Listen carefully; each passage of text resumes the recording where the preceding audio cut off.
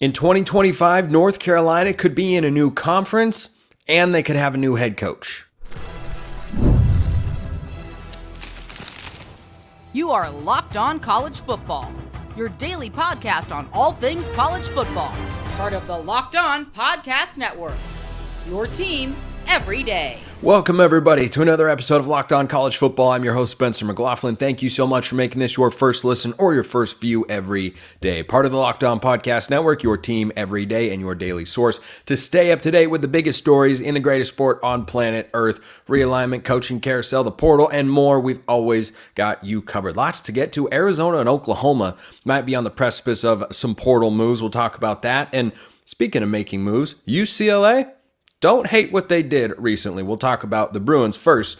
Let's talk Mack Brown, because he is 72 years old and has been a staple in this wonderful sport for a very long time.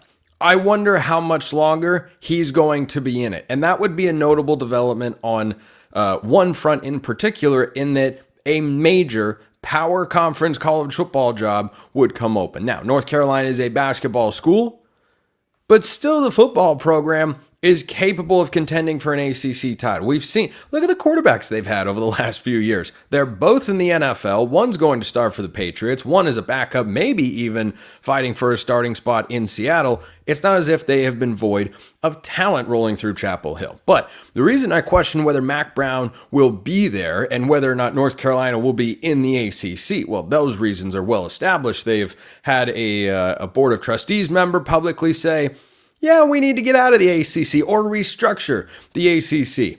But that even more supports the point that I'm making, which is that Mack Brown might not be the guy to lead them into a new era. So one of the reasons I feel like Mack Brown could be on his way out is, yes, he is older. Absolutely. No doubt about it. But the other reason, the results have been, they've been okay. And the recruiting is going in the wrong direction. And this is something that I always look for when looking at whether or not a coach wants to be where he's at, whether or not he is all in on being where he's at. I like Mack Brown as a guy, but age comes for everyone. Pete Carroll just retired from the NFL. Bill Belichick's not in the NFL. Nick Saban just retired from college football.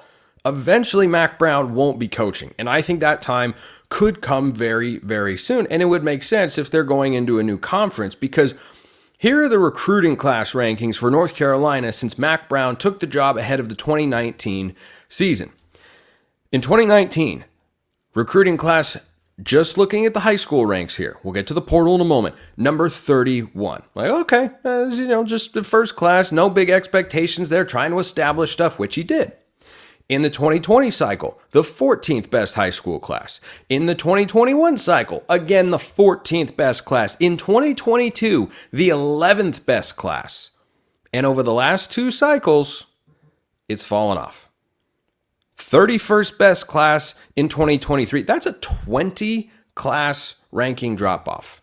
I don't know if that's the correct English phraseology there, but your recruiting class ranking went from 11th to 31st in one cycle, back up to 26th this year, which is not, it's not bad, it's not terrible, but does it give me the feel of a guy who is all in, chips in the table, I'm going to be here for a long time? To me, it does not.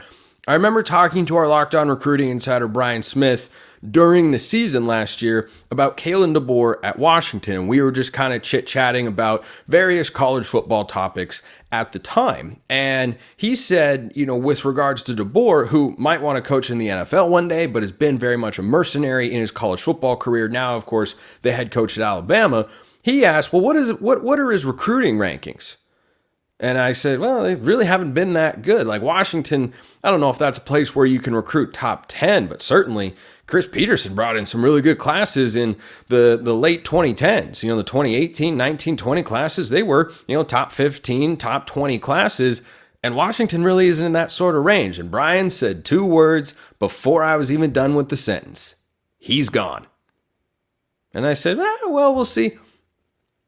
He was, in fact, gone, never signed the extension, and is now down at Alabama. So Do I think Mack Brown has another job on the horizon? No, but could this be a transitionary phase? Yes. And here's the other factor why I feel like this could be his last year. And certainly not everybody sees it this way. Mack Brown might not see it this way. And just to be clear before I make this final point, I don't want Mack Brown to retire if he does. I don't even care one way or the other if he does retire. I just think that that's a move that could be on the horizon. If he does retire, he's someone who I want to stay around college football. I want to say I liked him as an analyst when he was at ESPN, but he's someone who's been around the sport for a long time and has a breadth of knowledge and understanding and appreciation and passion, I think, for the sport. Whether he can keep doing that as a head coach is a different question.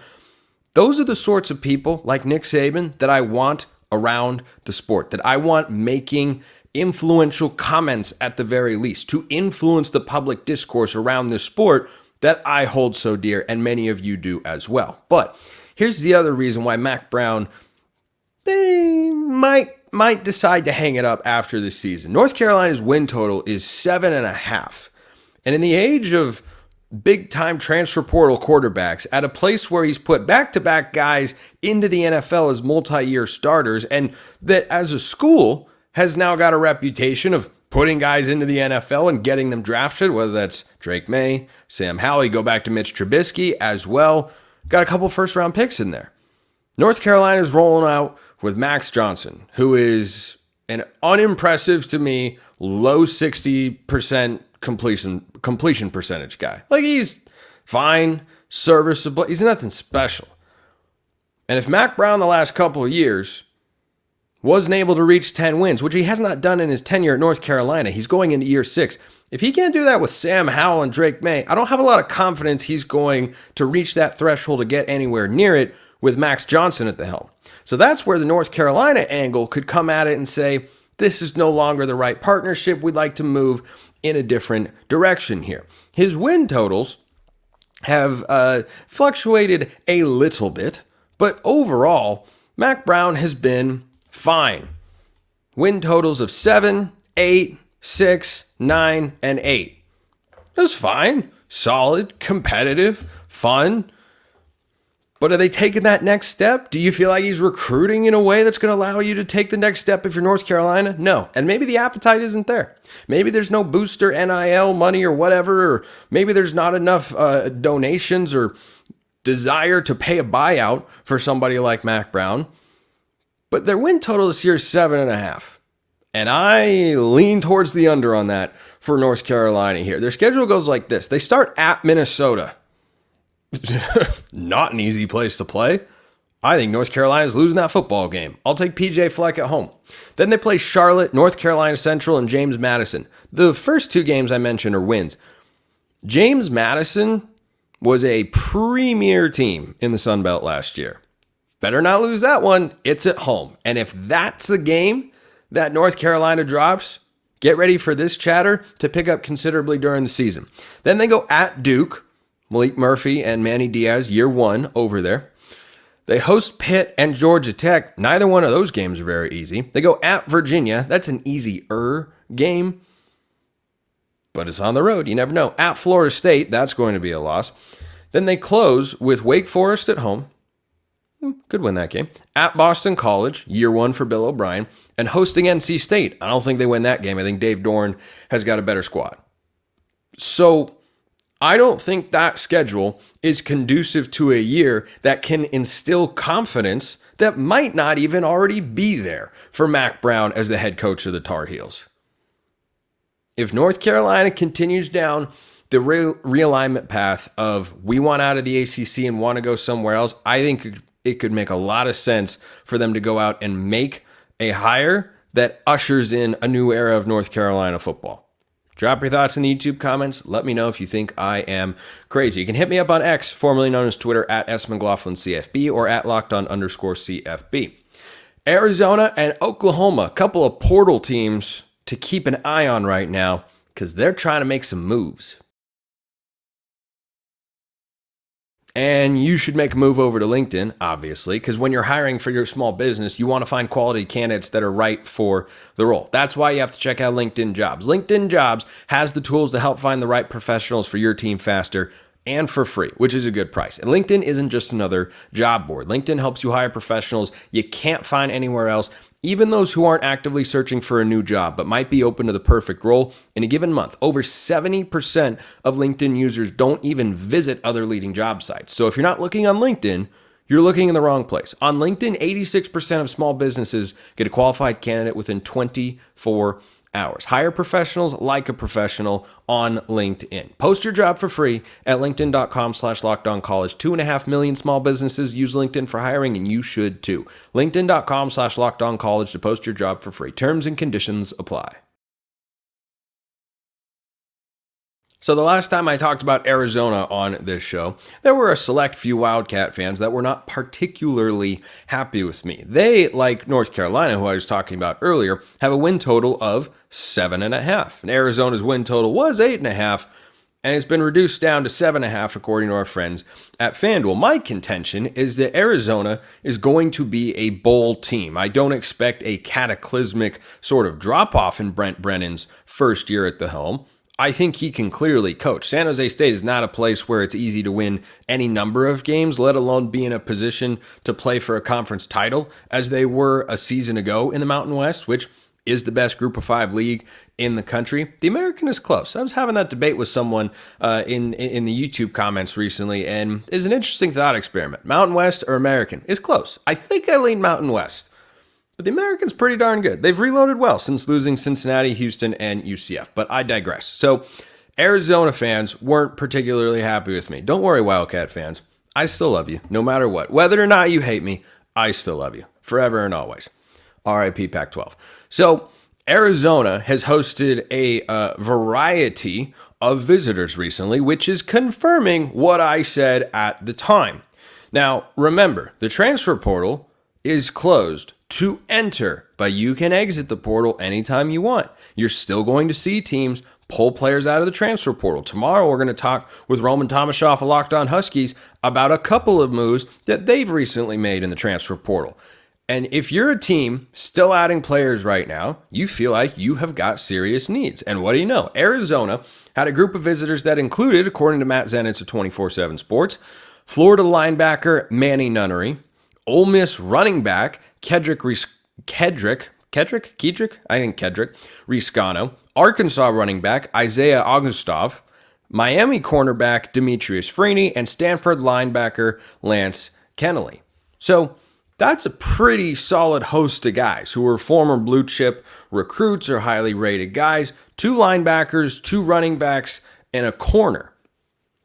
Now, when I suggested that Florida's got some needs here because they've lost certain key pieces like Jonah Coleman, or you look at pieces they've lost on the defensive side of the ball. I'm surprised. Now, maybe they are looking at defensive linemen. Thought there might be a defensive lineman in there, but they had Ephesians Pryzak go up to Washington with Jed Fish, Demetrius Freeney, one of the visitors, a corner from Miami that I mentioned.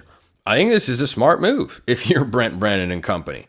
Don't ever be content if you have an opportunity to get better. That's the way that transfer portal or that coaches have to think in the transfer portal now. You may have guys on your roster who you like. You may have guys who have gone through spring football and you've watched play and you know they can play. They can start. We can be okay. I've recruited that guy. I talked him into staying.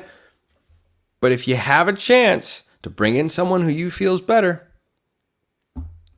you got to do it. You just have to do it. So we'll see which of these guys end up committing to Arizona. If you bring in all 5 and none of them commit, I'd be more than a little bit surprised. But they lost Jonah Coleman last year. They had another running back on the depth chart who was not as impactful as Jonah Coleman go up to Arizona or go up to Washington from Arizona last year. So no surprise to see a couple running backs in there. Daniel Haimuli, who was a part of their defense last year, he transferred to Georgia State. So you got a couple linebackers in there. And I talked about the cornerback element. So Arizona could be getting ready to make some moves in the transfer portal, and we'll see who Brent Brennan is able to pull in. They got some nice pieces. They got a foundation, but do they have the complete team they had a season ago? No, they do not. This would be a step to move in that direction, but still, that step has to, of course, get taken. Here's, speaking of defensive linemen, Chris Hardy is still in the transfer portal. I haven't talked about him in a hot minute here on the show because, well, he hasn't committed anywhere. He has taken phone calls. He's taken a visit or two. He's taking a visit to Oklahoma. Now, Chris Hardy is probably not someone who a lot of you have perhaps heard of. And Brent Venables is aware of who Chris Hardy is, and you should be too. This is a guy who played at Jacksonville State last year, which is once upon a time, in my lifetime, in fact, not that long ago, an FCS program. They have made the jump up to Conference USA. And by the way, Jacksonville State is in Alabama, not in Florida. Jacksonville State, not exactly a premier program yet, but did a nice job jumping up to the FBS level. And Chris Hardy was a big reason for that, playing along the defensive line. He had, these are not 2-season totals. These are not career stats. This is a 1-season statistical outlook. 16 tackles for loss and 8.5 sacks. That is crazy, crazy impactful. Among the defensive linemen in the transfer portal, Chris Hardy is probably the most highly coveted. And the fact that he's taking a visit to Oklahoma is a really good sign if you are the Sooners. Because last year, their defense was improved from Brent Venables' first year, in which it was an abject disaster in many ways. It was really, really bad, but they got better. The offense was good, but the defense improved. And Brent Venables knows, going into the SEC, you got to be nasty in the trenches. You got to have dudes. That's why they went and got Dominic Williams, the transfer from TCU. He's going to step in and make an impact right away. He plays on the interior. Hardy's got a little bit more versatility to his game, but just the raw production that you see at even the Conference USA ranks, you just don't see that very often. So he's taking a visit to Oklahoma. Now, that's the sort of guy that if Arizona were getting on campus, I'd really be changing my, not perception for the entire season, but I'd have an even more excited tone. Like, that's a loaded group of visitors that Arizona has coming into campus. But Chris Hardy individually might be more impactful than any of those guys. And for Oklahoma to be in the mix, they're not the only school that is in the mix. But if they go out and get Chris Hardy, that would be a really, really nice pickup for Brent Venables, who's recruited really, really well. And I think Oklahoma can make some noise in their first year in the SEC. Can they hit their ceiling of what Brent Venables can do as Oklahoma's head coach? I don't think so. That'd be asking a lot of a first-year starting quarterback in Jackson Arnold and going into the SEC with a revamped, new-look offensive line. They got Brandon Hickman, the SMU transfer offensive lineman, to help stabilize that position. That's great. I think that was a really, really nice pickup for the Sooners. And I talked about it at the time, how that's going to help them make more of a splash than people might realize going into their first year in the SEC. Their win total is 7.5. And they got some notable games on their schedule, including at Auburn. That could be a heck of a football game. A classic SEC battle if we've ever seen one there. But those names in the transfer portal. Again, Arizona, Manny Nunnery, the linebacker from Florida. Ole Miss running back Kedrick Riscano. Arkansas running back Isaiah Augustov. Miami corner Demetrius Freeney. Stanford linebacker Lance Kennelly. Those are the guys visiting Arizona. But Chris Hardy visiting Oklahoma could be more impactful than any one of them individually. And if he goes to the Sooners, that defensive line suddenly is looking pretty darn good for a guy who knows a thing or two about coaching the defensive side of the football. UCLA is not a program I am high on going into 2024 or even beyond 2024, but I don't hate what they're doing right now. Did you know that for more than 25 years, I've been alive, and Yahoo Finance has been the brand behind every great investor? Both true statements. Whether you're a seasoned investor or looking for that extra guidance, Yahoo Finance gives you all the tools and data you need in one place. They're the #1 finance destination, producing a holistic look at the financial news cycle, including breaking news, original editorial perspectives, analyst ratings, independent research, customizable charts, and so much more. Securely link your brokerage accounts for a unified view of your wealth, including 401k, other investments. A comprehensive perspective is what sets apart great investors, and it's how Yahoo Finance ensures you have the insight to look at your wealth in its entirety. For comprehensive financial news and analysis, visit the brand behind every great investor, yahoofinance.com. The number one financial destination, yahoofinance.com. That's yahoofinance.com.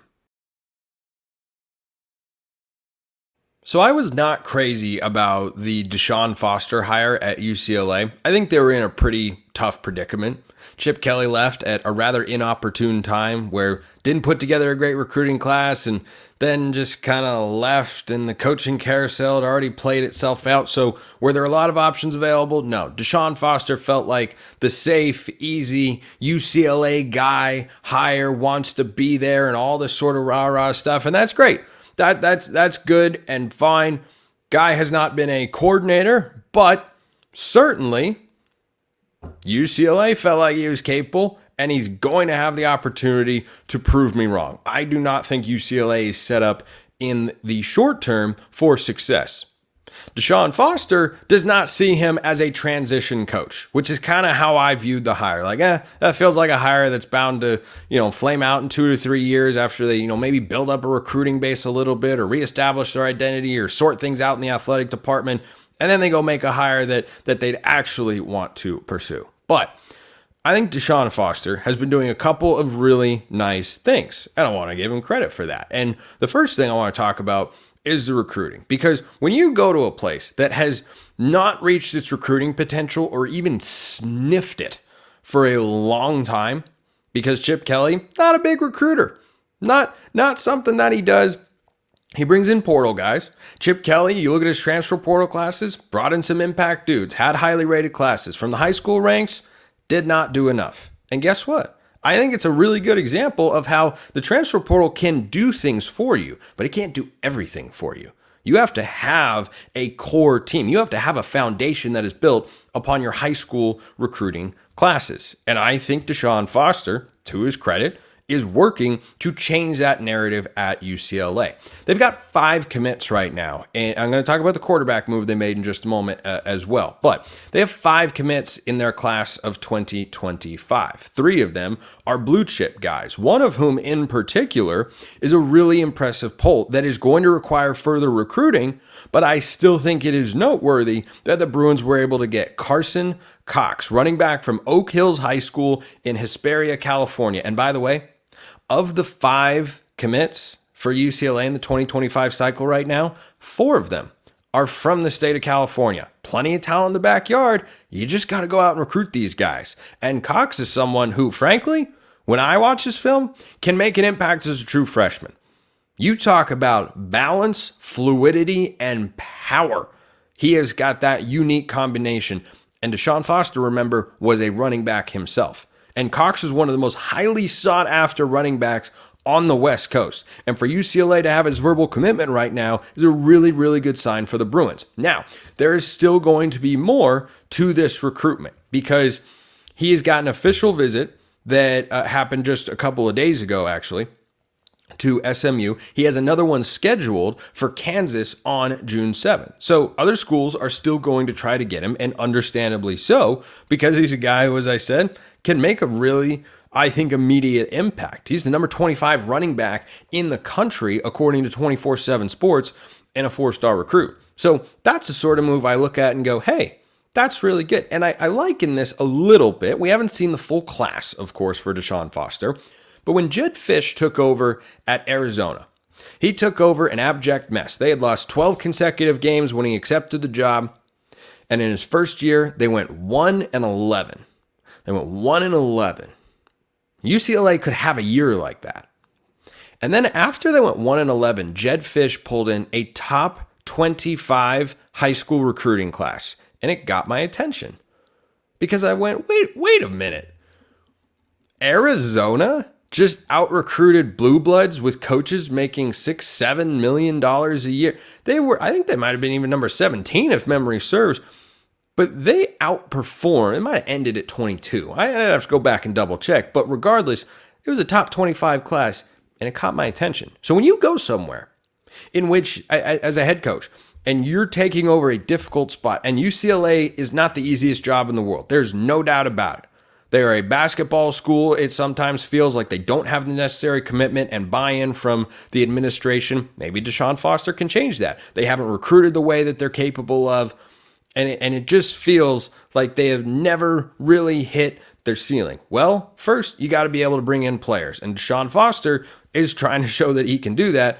And I think the 2025 class is off to a good start. The other move I like that he made was bringing in DeMarcius Davis from Washington. So this is a guy who has got a really tall frame, has got plenty of potential, 4-star quarterback, and he comes over from Washington, where he never really played because Kalen DeBoer was there. Kalen DeBoer left. He stuck it out with Jed Fish. He decides, no, I'm going in the portal. And where does Davis get to go? To UCLA.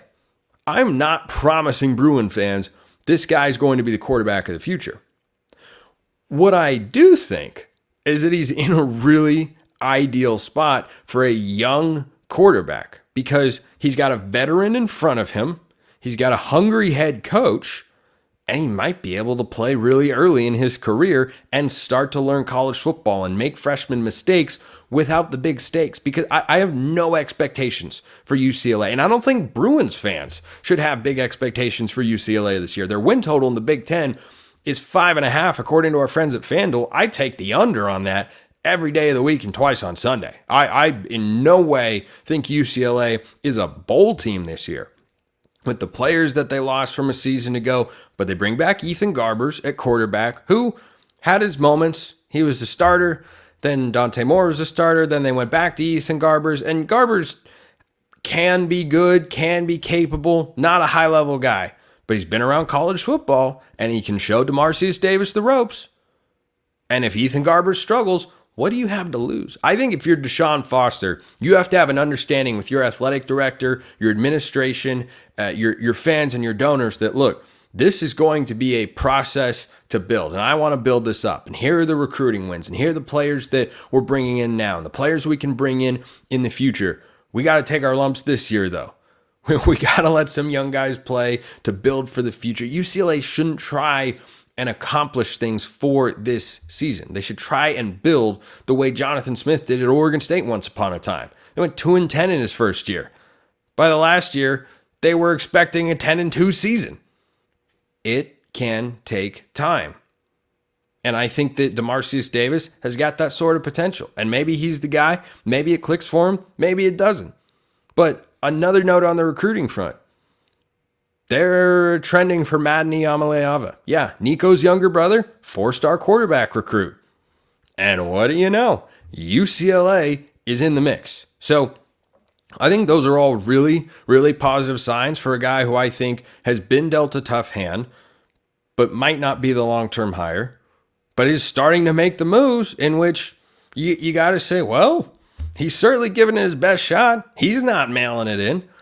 And he's a UCLA guy. So that's part of the reason I think that they hired him, is they wanted someone who wanted to be full-throated about UCLA and say, you know what, let's put our foot on the gas. Let's see what we can make of this. So I'm curious to see if DeMarcius Davis plays at all this year for UCLA, because I don't expect them to be good. If their season goes south quickly, I think you got to put the freshman in and say, look, let's see if we can develop him, because we've seen what Ethan Garbers can be, and that's fine and all. And if we're trying to make a bowl game, yeah, he'd be our guy. But if we're not trying to make if we start 1-4, 2-5, might just be time to see what the freshman has got, let him develop, and see if that can be a foundational piece for the future and looking forward. So I give credit where credit is due, and it absolutely is due for UCLA. I think they're going to be in for a rough season. But you keep recruiting the way that DeShaun Foster is right now, you can flip the narrative. Appreciate everyone listening. I'll see you next time. And until then, hope you have a wonderful rest of your day.